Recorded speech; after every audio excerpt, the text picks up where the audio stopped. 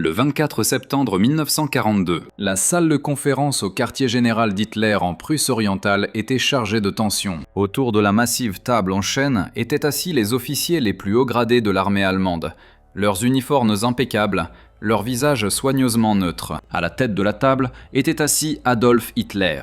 Et se tenant devant lui pour faire un exposé qui allait terminer sa carrière était le général Franz Halder, chef de l'état-major général allemand. Halder occupait ce poste depuis 1938 à travers les victoires en Pologne, en France et dans les Pays-Bas. Il avait aidé à planifier les invasions qui avaient fait de l'Allemagne la maîtresse de l'Europe continentale. Mais maintenant, à l'automne de 1942, il était sur le point de commettre un péché impardonnable en Allemagne nazie. Il était sur le point de dire la vérité à Hitler. Le sujet était Stalingrad. Pendant 2 mois, la 6e armée sous le général Friedrich Paulus avait combattu bloc par bloc, bâtiment par bâtiment à travers la ville industrielle soviétique sur la Volga. Les progrès se mesuraient en mètres. Les pertes augmentaient de façon catastrophique.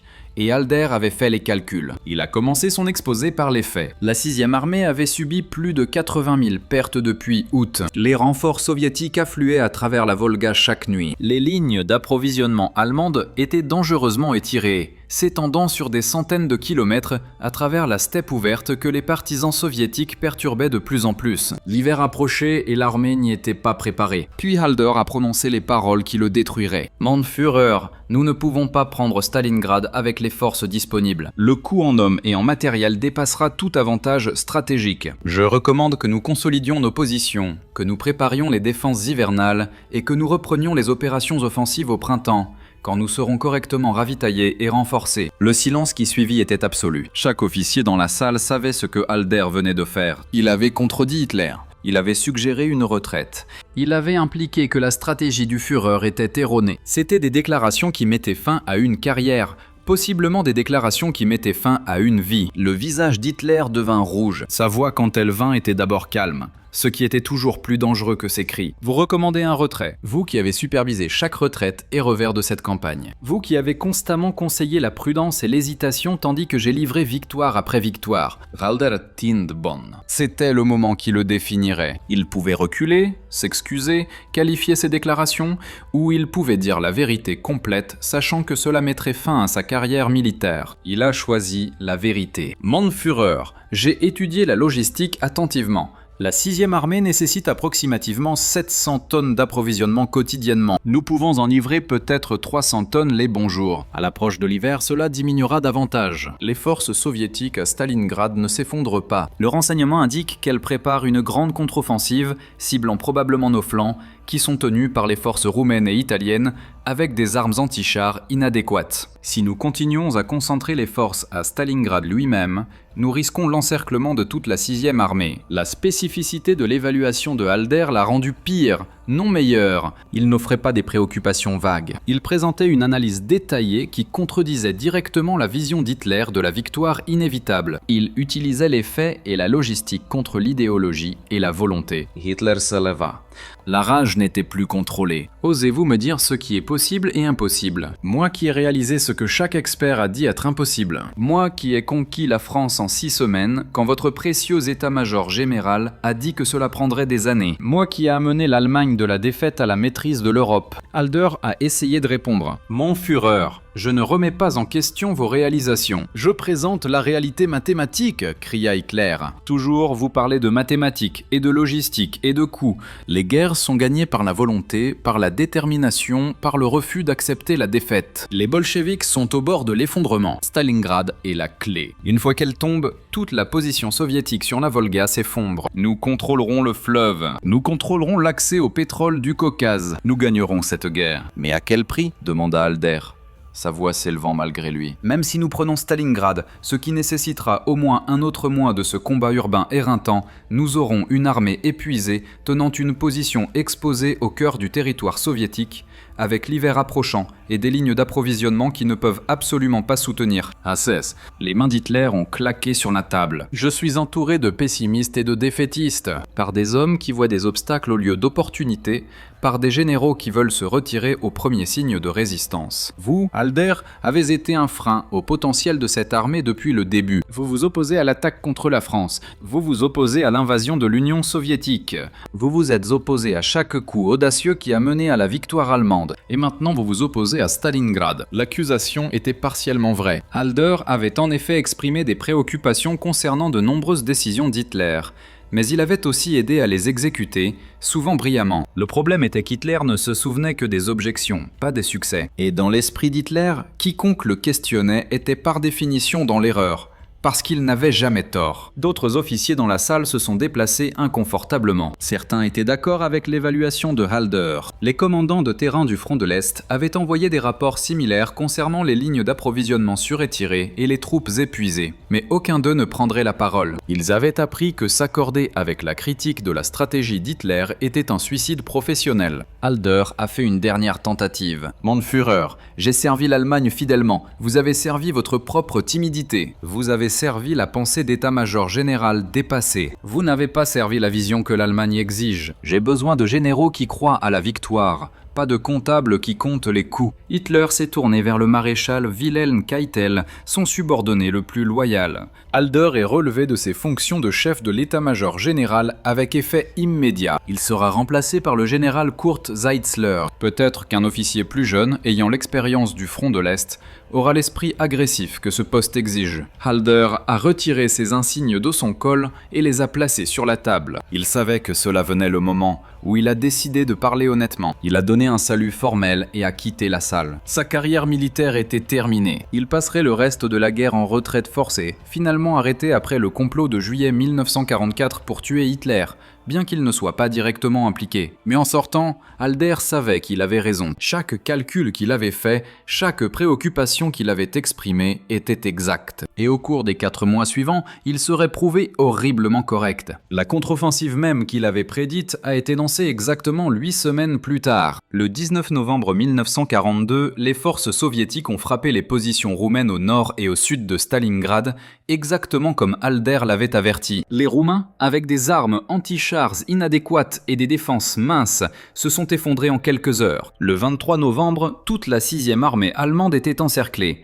Plus de 280 000 hommes piégés dans la ville qu'Hitler avait insisté pour être prise à tout prix. La crise d'approvisionnement que Halder avait calculée avec précision s'est matérialisée exactement comme il l'avait prédit. La Luftwaffe a tenté d'approvisionner la poche par air, mais n'a jamais approché les 700 tonnes quotidiennes requises. La plupart des jours, ils ont livré 100 tonnes ou moins. Les soldats ont faim. L'équipement a échoué faute de carburant et de pièces. Les fournitures médicales ont manqué. Les hommes ont gelé à mort dans des quartiers d'hiver inadéquats. Les commandants de la 6e armée, piégés dans la poche, ont envoyé des messages désespérés demandant la permission de s'échapper pendant qu'il était encore possible. Hitler a refusé, se souvenant du conseil de Halder sur le retrait et déterminé à prouver que la volonté pouvait surmonter la logistique. L'armée tiendrait Stalingrad. Les forces de secours perceront. La situation serait rétablie par la détermination et l'esprit de combat. Mais la détermination ne crée pas de nourriture où il n'y en a pas. La volonté ne génère pas de munitions. L'esprit de combat ne réchauffe pas les soldats gelés,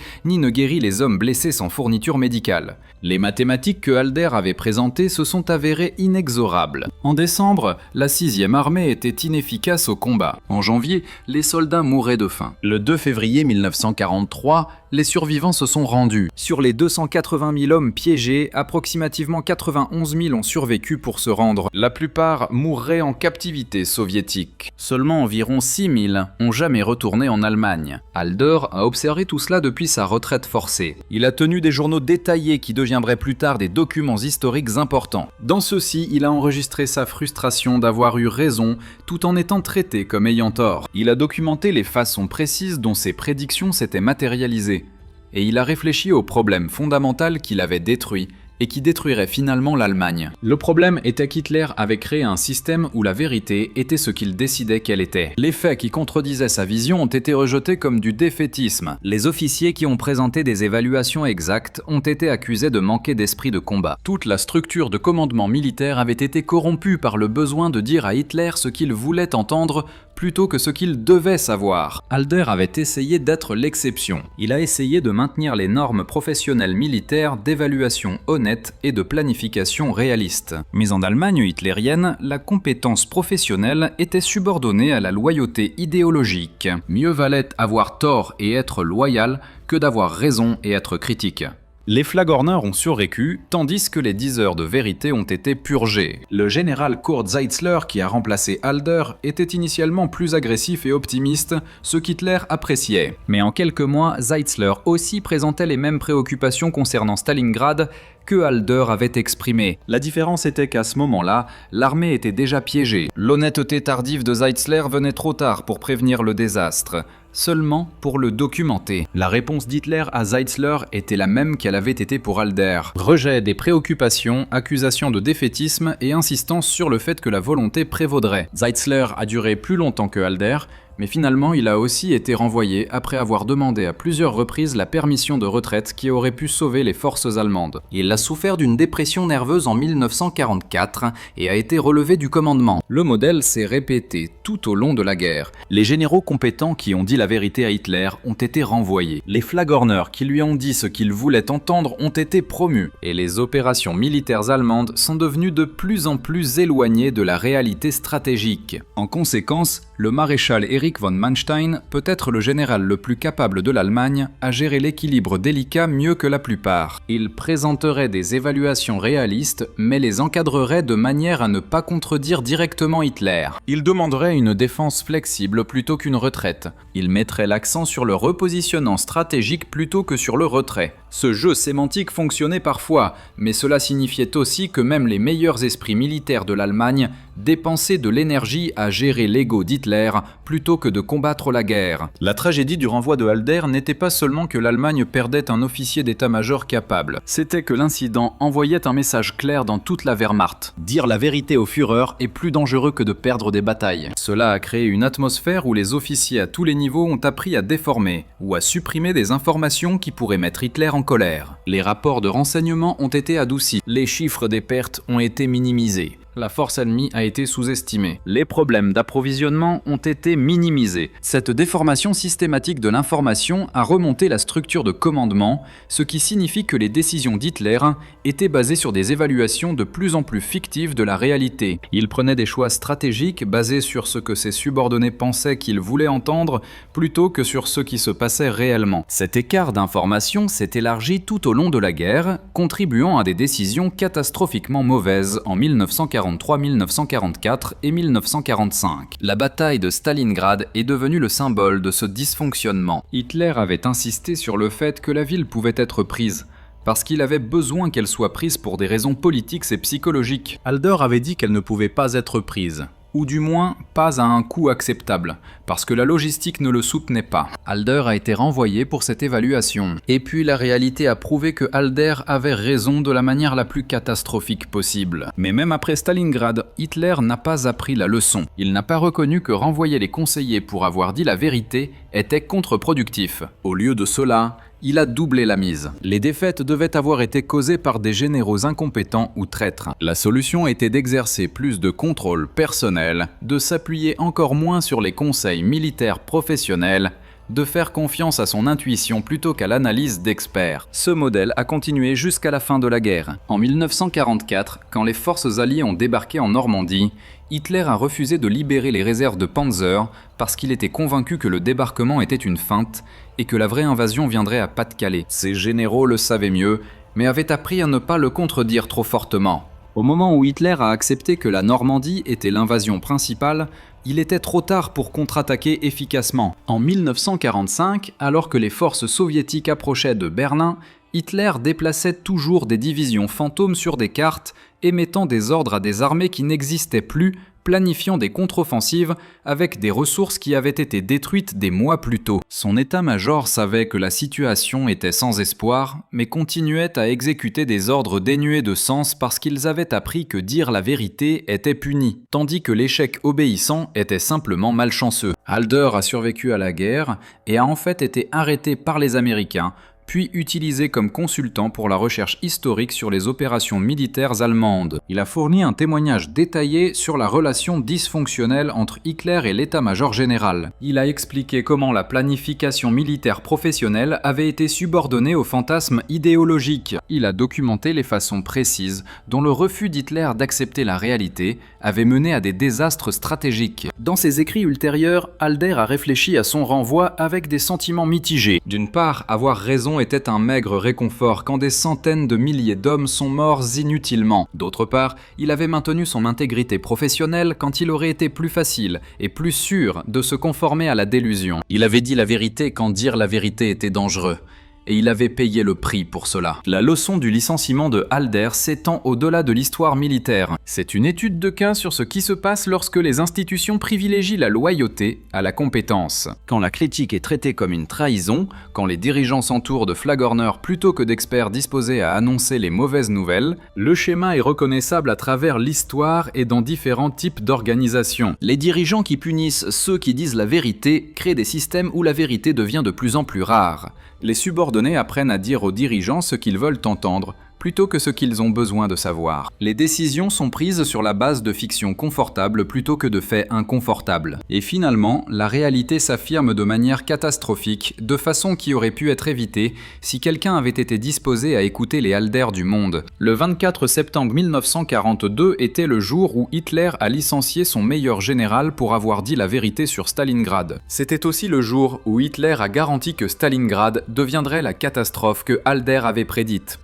Car en supprimant le seul conseiller disposé à parler honnêtement, Hitler avait assuré que personne d'autre n'essaierait. La vérité sur Stalingrad devint indicible, et une vérité indicible a mené à une tragédie indicible. Franz Halder a vécu jusqu'en 1972, assez longtemps pour voir l'Allemagne reconstruite, pour voir la réputation de la Wehrmacht partiellement réhabilitée, et pour voir les historiens reconnaître qu'il avait eu raison sur Stalingrad. Mais il a aussi vécu assez longtemps pour savoir que d'avoir raison avait moins d'importance que d'être cru, et que dire la vérité lui avait coûté tout, tandis que mentir avait coûté à l'Allemagne bien plus. Le licenciement de Franz Halder n'était pas seulement une décision de personnel, c'était un choix entre la réalité et la fantaisie, entre la compétence professionnelle et la pureté idéologique, entre l'évaluation honnête et l'illusion confortable. Hitler a mal choisi et 280 000 hommes à Stalingrad ont payé le prix de ce choix.